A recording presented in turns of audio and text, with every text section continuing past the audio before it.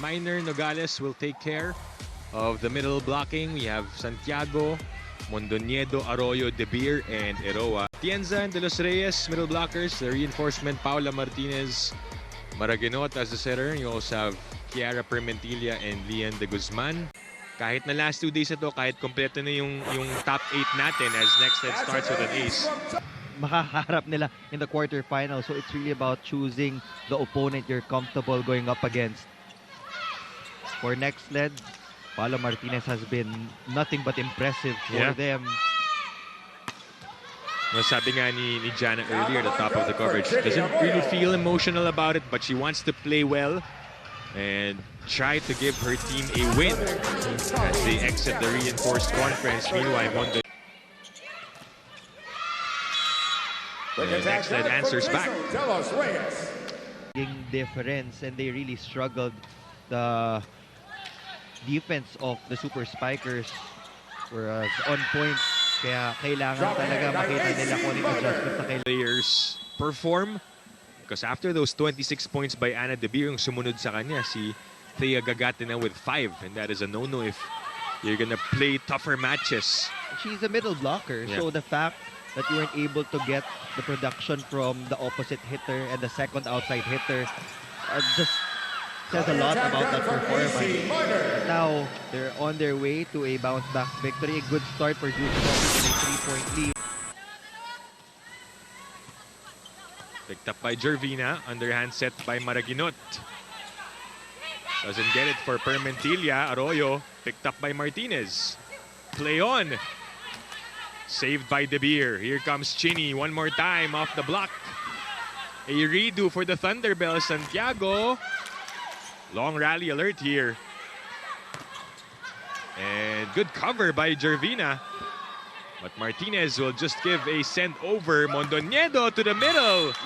And Nogales scores for the Thunderbells. Good distribution from Mondoñedo to give the Thunderbells a 5-point lead. Most of the set. 15-9. Oh, nice set by Maraguinot. And that's in for Martinez. We know that Jaja Maraguinot is a very good defender. Paolo Martinez can get that one stop or that quick side out for Nxled. It's really about support in the passing department. But when you have an Ana De Beer swinging like that. Also an opportunity for Coach Jerry to give more playing time to his second stringers. You need everybody to be at their best when we get to the quarterfinals. Yeah, of course, you want to try and rotate and figure out who you can rely on pagdating dun sa Lucille Almonte. Maggie with a setup. Oh, but returned to sender by AC Minor. That was too tight for Kiara Permentilla. And this T-by defensive play. Ready yung mga players si Coach Jerry. Nandiyan pa si Chai Troncoso, also a backup opposite or outside hitter for Coach Jerry. Mondoñedo tosses to Arroyo, scores off the block. Eto rin. And Nxled, a 6-0 run for Zeus Coffee.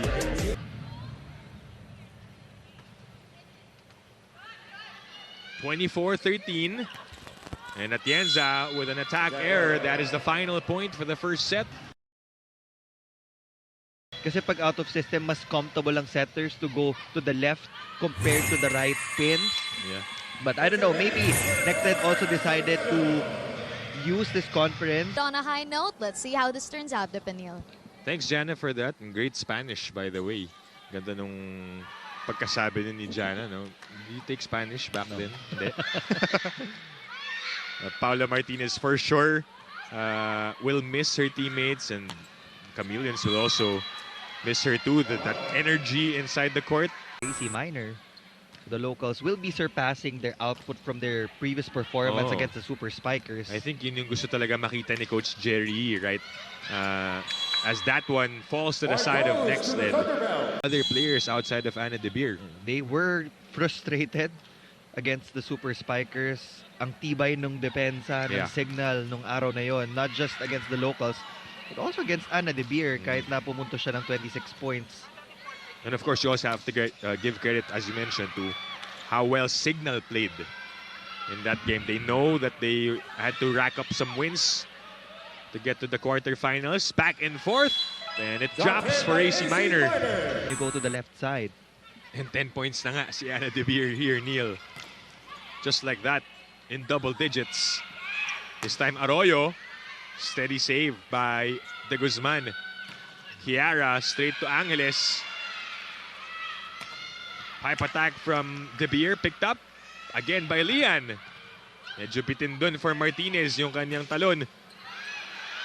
Checked by De Los Reyes. Back and forth we go. And Arroyo gets it in.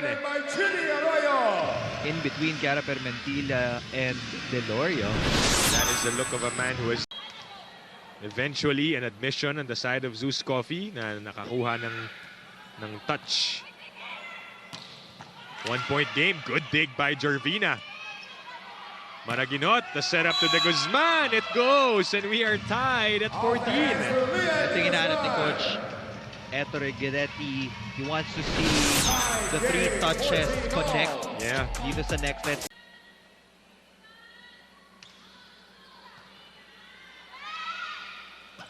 Minor scores.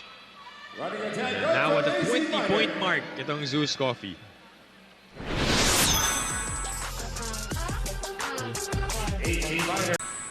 Ng Zeus Coffee. And of course, that comes from a good place, what he said, as Permentilla gets a point because down by 4 in set 2.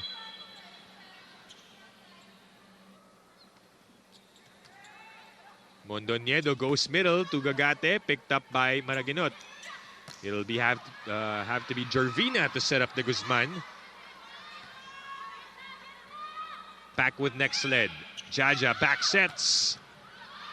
Martinez attack was dug by Santiago. Arroyo goes up and kept alive. Lumahan with a track down, and we play on. Gagate, no. Nxled doing a great job defending. Still on. Walang hulugan. This is a long rally alert. Arroyo. Saradong-sarado ni Jervina. In this sequence, Martinez trying to outsmart. This is the longest rally so far of the match, and it ends with the De Guzman point as she falls down to the ground. That's a big point for Nxled. In that loss against Akari. On pace to surpass that one. A huge block.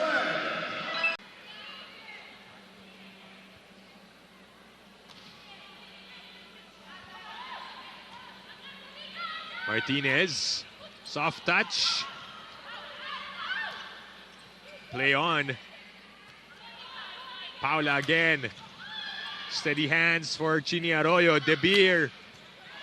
Dug by Delerio. De Guzman blocked. And that's how we end the second set. How do you like that, says Kate Santiago, denying the entry. This point is brought to you by Myra. Be Vita Brighter with Myra's vitamin-powered whitening lotion. That's a monster. This is also an incomplete lineup pa for the Camelias. Correct, Malaking correct. kawalan si EJ Laure because she is one of the main Correct. sources of points pagdating sa offense. As we begin set 3, Tip Tipianco, Neil Flores, Jan Ejido bringing you the match. Napag-usapan natin na yun nga, Nxled in danger of getting their first elimination round performance yet. There's a change in the setter's position para sa Nxled. Mangulabnan will be setting. Maraginot will be coming off the bench. For Zeus Coffee, Fiola Ceballos will start things off. Block point, Zeus Coffee. It's a block point for the Thunderbells. Baliktad naman, no? Kasi sila. Stat sheet. Nipis nun, but it was inside just a couple of months ago. That's 12 points in total for Ana De Beer.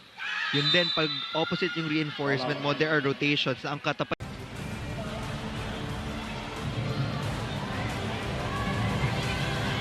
There was a block touch. Oh. Yeah, Lian did even score last game against Akari. So you know that she was looking forward to doing better this time around.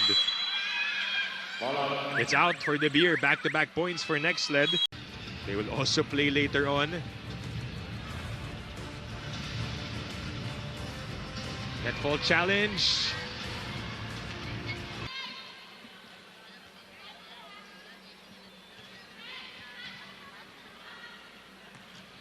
De Guzman. That's in set 3. Claw goes to De Beer. And catching Jorvina off guard. Tapos aabante ulit yung Zeus. Every time they take a step forward, it's like taking 3 steps back when you commit those service errors. Side out there though for Laika Ebon. 4 deadlocks in the first set. This is also the 4th deadlock of the game, of the 3rd set rather. Oh, look at Eroa. Didn't have to move. And Santiago scores the point to take us. Lumahan serves. Flo goes to the middle, and they continue to activate AC. Improving their record to 7 wins and 1 loss. And as you mentioned, Neil, 10 points. But they want to extend the match more than anything. Martinez from the back. It's good. You can use your middles as a decoy. Pwede mo patakbuhin sa slide. Tapos ibigay mo sa pipe for Lian De Guzman as well. You have a lot of options. It's a quick point for Zeus Coffee of the Nogales. Zeus Coffee up by 3 and are 1 point away from ending this in straight sets. Luman is blocked. And that ends the match.